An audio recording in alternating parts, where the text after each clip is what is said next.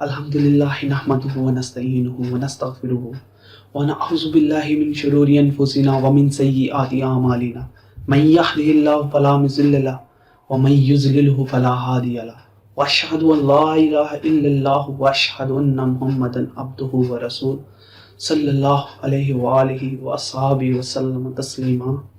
अम्मा बाद, बिस्मिल्लाहिर्रहमानिर्रहीम। नाज़रीन, इस्लाम दुनिया में सबसे ज़्यादा पढ़ा जाने वाला मज़हब है। ना सिर्फ मुसलमान बल्कि दुनिया के दूसरे मज़ाहिब के लोग भी इसे पढ़ते हैं और इसकी प्योरिटी को और सच्चाई को देखकर दायरा इस्लाम में दाखिल हो जाते हैं। हमारी बदकिस्मती ये है हम मुसलमानों की कि हमने दीन से कितना ताल्लुक़ कर दिया हुआ है। हमें अपनी तारीख़ का ही नहीं पता, इस्लाम बना कैसे था, इस्लाम दो लोगों तक पहुँचा कैसे था, इस्लाम के लिए क्या क्या कुर्बानियाँ पेश हुई थी। तो आज से हम इंशाल्लाह आप तक इस्लाम की सही और जामे तारीख आप तक पहुँचाएंगे। इस्लाम के अंदर कौन कौन सी रस्मात जो थी पहले, इस्लाम से पहले कौन कौन सी रस्मात आप सल्लल्लाहु अलैहि वसल्लम ने ख़त्म की और इस्लाम को कैसे लोगों ने, इस्लाम की सच्चाई को कैसे जाना, कैसे लोगों के अंदर लोग दायरा इस्लाम में दाखिल होने शुरू हुए और इस्लाम ने किन किन चीज़ों से मना किया है। इंशाल्लाह हम कुरान और हदीस की रोशनी में आप तक ये सारी चीज़ें पहुंचाएंगे। हम तारीख को आप सल्लल्लाहु अलैहि वसल्लम के दादा यानी हज़रत अब्दुल मुत्तलिब से शुरू करेंगे, लेकिन इससे पहले आप सल्लल्लाहु अलैहि वसल्लम की पैदाइश के मौका पर होने वाले मौजज़ात के ऊपर थोड़ी सी नज़र डालेंगे।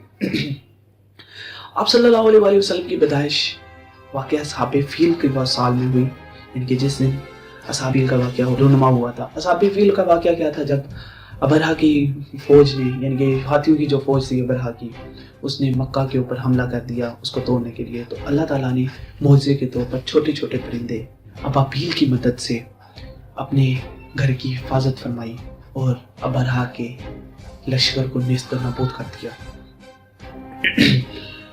आप सल्लल्लाहु अलैहि वसल्लम की पैदाइश के दिन कसरा का महल लर्ज़ गया था। इसके 14 किंगरे थे जिनके अंदर आग जलती थी। 14 के 14 किंगरे तबाह हो गए थे।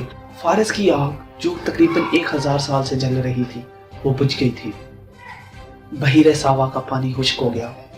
ये तो थे आप सल्लल्लाहु अलैहि वसल्लम की पैदाइश के दिन के कुछ मौजज़ात। अब्दुल मुत्तलिब की वालदा का नाम सलमा बिनते ज़ैद था। बाज़ उलमा उनको सलमा बिनते अम्र भी कहते हैं, जो कि मदीना मुनव्वरा के अंदर एक कबीला बनु नजार से ताल्लुक़ रखती थी।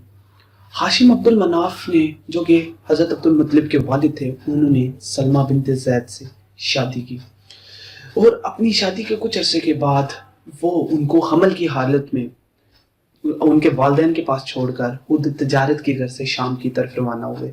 तकरीबन उस साल, उस दौर में उनकी उम्र तकरीबन 32 साल के इर्द गिर्द थी, 31-32 साल के थे जब वो तजारत की घर से शाम की तरफ रवाना हुए। तो रास्ते में वो बीमार हो गए और शाम के एक शहर गज़ा के अंदर उन्होंने वफ़ात पाई। हाशिम बिन अब्दुल मनाफ की वफ़ात के बाद उन्होंने सलमा बिनते ज़ैद ने एक बच्चे को जन्म दिया और उन्होंने उसका नाम शेबा रखा। तो बाज़ उलमा कहते हैं शेबा उनका तखल्लुस था। जब हज़रत अब्दुल मुत्तलिब पैदा हुए थे तो उनके बाल सफ़ेद थे और उस ज़माने में सफ़ेद बाल बुजुर्गी की अलामत समझे जाते थे, जिसकी बिना पर उनकी माँ ने उनका नाम शेबा रखा था।